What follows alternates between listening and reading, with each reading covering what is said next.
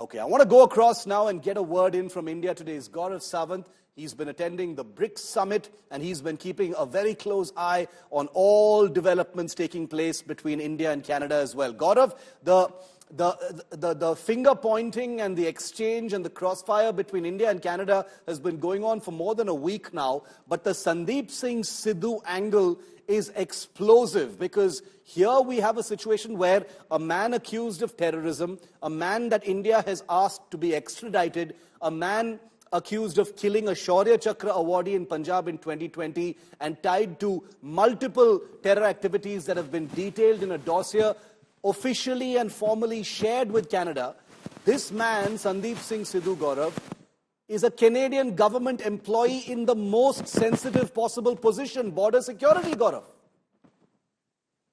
Shiv, not just an employee, he's actually a superintendent in the border security agency in Canada. And that just shows how grave the situation is, how serious the problem is that India faces with Canada. The External Affairs Minister, he's talked about this at great length. In fact, the Prime Minister at the BRICS Summit, at this multilateral forum, he exposed the doublespeak of several countries when it comes to cross-border terrorism. And he did not name either Canada or the United States of America, but the situation is so clear. So whether it's a country like China or a country, that claims to be rules-based, order-based countries like Canada and the United States of America. Shiv, India has given multiple dossiers to Canada on Sandhu. India has given details of where he's working, what his role has been, how he has been involved in the killing of a Shaurya Chakra awardee in the Bhikiwind area of Taran in Punjab. All those details have been shared with Canada. He's not a fugitive from law. He's not somebody who's hiding from law. He's a part of law enforcement in Canada. And India has made that very, very clear to agencies in Canada. And yet, Justin Trudeau, despite his pontification, he's taken absolutely no action against these elements. The point that you've raised, Shiv, is very clear. These elements are actually used by Canadian agencies and authorities against India. And these elements are actually elements of the Canadian deep state to destabilize India. And that's a charge that's been leveled, not just by agencies. That's a charge that's actually been said by the External Affairs Minister of India.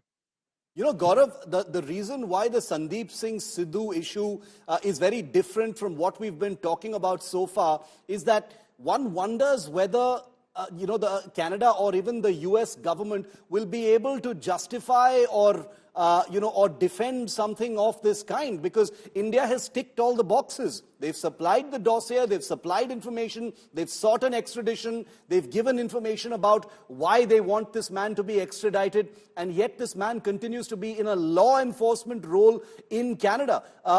Beyond embarrassing Canada, one wonders whether this is going to be enough to, in some ways, turn the narrative and actually see some kind of cooperation from the West. Will it happen? Very unlikely, Shiv. You're absolutely right. Now, if you go by facts, Justin Trudeau and the Canadian administration should be deeply embarrassed. Joe Biden, the American president, and the American administration, the American State Department, they should be deeply embarrassed. But that's only when you actually believe in rules-based order. But when you use terrorist organizations to destabilize countries and yet pontificate, that just shows that they believe in doublespeak and they practice that doublespeak and they create an ecosystem. They create an ecosystem even in countries like India that will parrot that lines. Now, none of that ecosystem, what the Prime Minister too has referred to in the past as the Lutyens Khan market cabal, even that ecosystem will not bring out these facts. And why? Whether it's scholarships that they get, whether it's the, various junkets that they get, and junkets that are not just funded by Ghulam Nabi Fai and Pakistan's ISI, but junkets that may well be funded by the West.